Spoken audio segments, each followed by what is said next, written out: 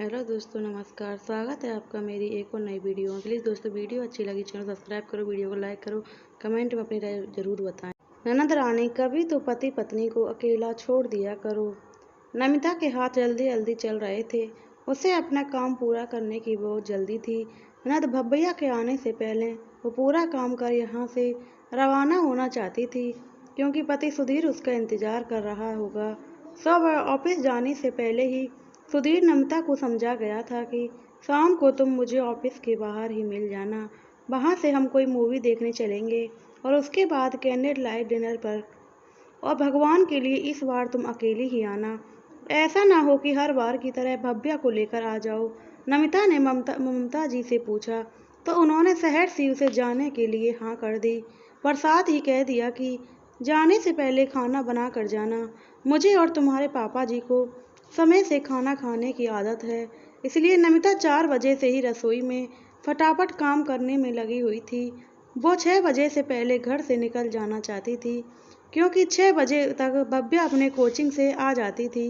वो शाम का खाना बना चुकी थी और तैयार होने अपने कमरे में जा ही रही थी। इतने में सास ममता जी ने उसे रोक लिया और कहा, बहू, जाने से पहले थोड़ा बेसन का हलवा भी बना कर रख जा। बहुत दिन हो गए खाए हुए।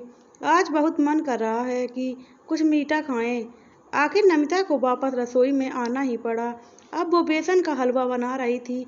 जैसे ही बेसन का हलवा बन गया और वो तैयार होने अपने कमरे में चली गई, फटाफट से शिफॉन की गुलाबी रंग की साड़ी, जो कि सुधीर को बहुत पसंद थी, पहनकर हल्का सा मेकअप कर वो तैयार हो गई और अपना पर्स उठाकर बाहर निकली कि इतने में भव्या आती दिखी।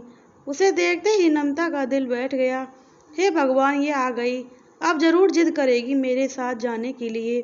मैं सुधीर को क्या जवाब दूंगी? ये मम्मी जी को भी इसी समय हलवा खाना था।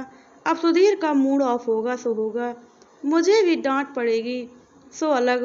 भव्या अंदर आई और नमिता को तैयार देखकर बोली, भाभी कहीं जा रही हो? पर नमिता के बोलने से पहले ही ममता जी बोली, हाँ, आज सुधीर और इसका मूवी देखने का प्लान है। फिर दोनों बाहर ही डिनर करके आएंगी, इसलिए जा रही है। ममता जी की बात सुनकर नमिता मुंह फुलाते हुए बोली, मेरे बगैर भला ये भी कोई बात हुई? उसकी बात सुनकर नमिता का हलक ही सूख गया। अब तो पक्का कन्फर्म था कि वो भी साथ जाएगी। आखिर ममता जी भव्या की बात को कभी नहीं टालती थी। आखिर माँ का प्यार अपने बेटे के लिए उमड़ उमड़ के जो आता था। उसने ममता जी की तरफ देखा तो बजाय अपनी 23 साल की बेटी को समझाने के उन्होंने नमिता को ही समझाया।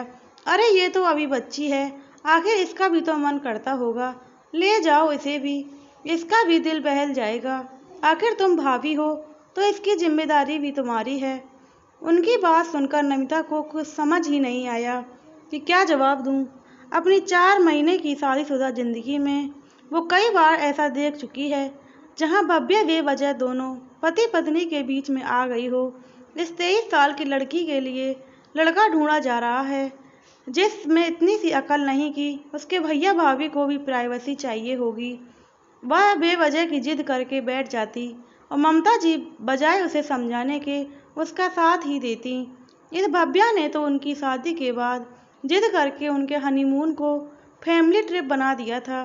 शादी के 1 सप्ताह बाद केरल के लिए टिकट बुक थे और भव्या की जिद के कारण भव्या और ममता जी का टिकट भी बना। जब विपुल जी ने समझाने की कोशिश की तो ममता जी ने जवाब दिया, अरे वो दोनों तो अलग कमरे में रहेंगे और हम दोनों अलग कमरे में। अरे पर तुम बहू बेटे के साथ अच्छी लगोगी क्या? क्यों नहीं अच्छी लगूंगी। एक आदर्श बहू तो वही होती है जो अपने परिवार को अपने साथ लेकर आखिर चले। आखिर हम सब जितना एक साथ रहेंगे उतना ही तो परिवार को जान पाएंगे। इसके आगे विपुल जी भी कुछ समझा नहीं पाए। अब दोनों पति पत्नी ना तो ठीक से कहीं घूम पाए और ना ही एंजॉय कर पाए, क्योंकि पहले ही दिन ममता जी की तबीयत खराब हो गई। सो 2 दिन तो उनकी सेवा में निकले और आखिरी 2 दिन बाद सुधीर ने टूर ही कैंसिल कर दिया और सब लोग घर लौट आए। तभी बाहर से ससुर विपुल जी अंदर आए और नमिता को वहीं देखकर बोले, अरे बहू, अभी तक तुम गई नहीं? हाँ, बस भव्या अभी तैयार हो जाए फिर नमिता उसके साथ ही निकलेगी। अचानक ममता जी ने कहा तो विपुल जी ने नमिता की तरफ देखा। उन्हें बात समझते देर न लगी। उन्होंने ममता जी से कहा, अरे भव्या वहाँ क्या करेगी भला इन दोनों के बीच में? उसका वहाँ क्या काम? क्या करेगी? क्या क्या मतलब है? मूवी देखेगी और डिनर बाहर करके आएगी जैसे ये दोनों करके आएंगे। और भैया भाभी ये लोग उसके इनसे जिद नहीं करेगी तो किससे करेगी? ममता जी ने तुनक कर कहा। इसके आगे भी विपुल जी कुछ नहीं कह पाए। इधर नमिता अपने कमरे में आ गई और उसने सुधीर को मोबाइल पर मैसेज लिखकर भेज दिया कि भव्या भी आ रही है। ये मैसेज सुधीर ने देखा तो उसने फटाफट नमिता को फ़ोन लगाया और नमिता ने भी फ़ोन उठाने में देर नहीं की। नमिता की फ़ोन उठाते ही सुधीर बोला, तुमसे कहा था ना कि मैंने भव्या के आने से ही पहले निकल जाना। जरूरी था क्या हर बार भव्या को साथ लाना? उनकी बात सुनकर नमिता बोली, इसमें मेरी क्या गलती है? तुम्हारी बहन को इतनी अकल नहीं कि पति पत्नी को भी प्राइवेसी चाहिए होती है। ऊपर से मम्मी जी भी उसकी हाँ में हाँ मिलाते हुए उसे साथ भेज देती हैं। नमिता की बात सुनकर सुधीर गुस्से में बोला, रहने दो, मत आओ तुम लोग यहाँ पर, मैं खुद ही घर आ रहा हूँ।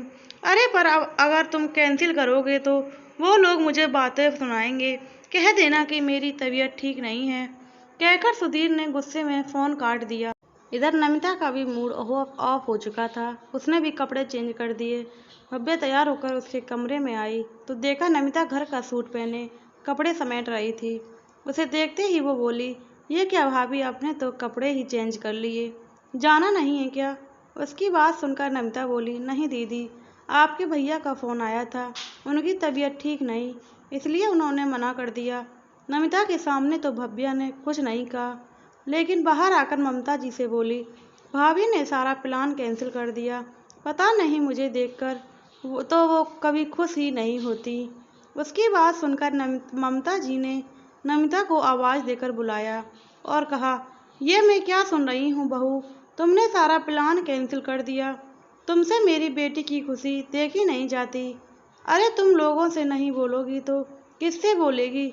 हम लोग तो आज के हैं नहीं, कल नहीं हैं। इसका मतलब वो तो साफ है कि हमारे जाने के बाद मेरी बेटी का तो मायका ही नहीं होगा।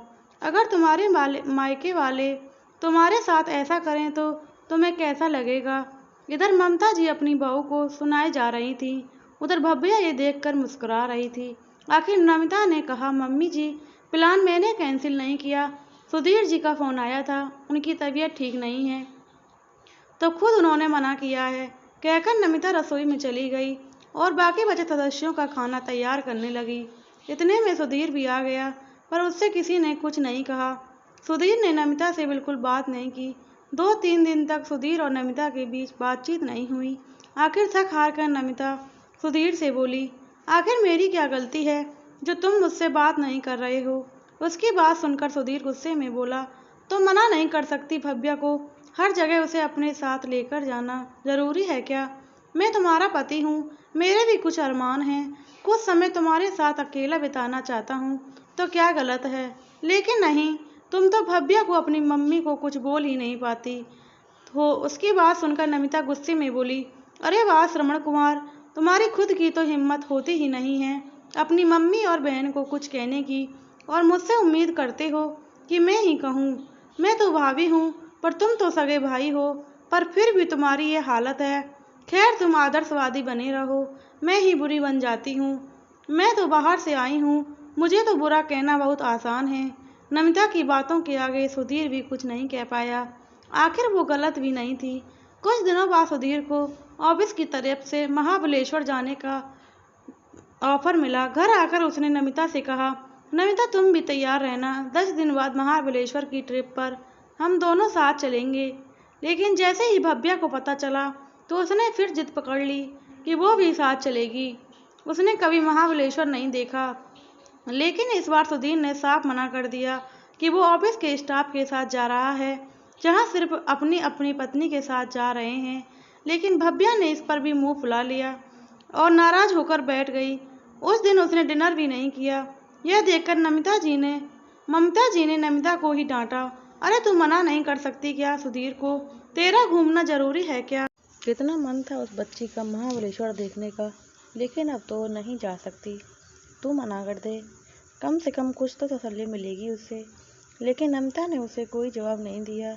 और ना ही जाने से इनकार किया।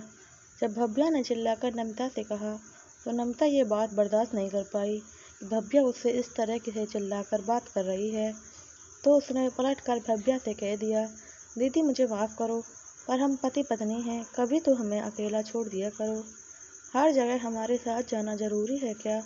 बस यही बात ममता जी और भव्या ने पकड़ ली। इस कारण से घर का माहौल बड़ा खराब सा हो गया। लेकिन महाबलेश्वर जाने से पहले इससे उबरने का बहुत ही जल्दी ही अच्छा मौका मिला।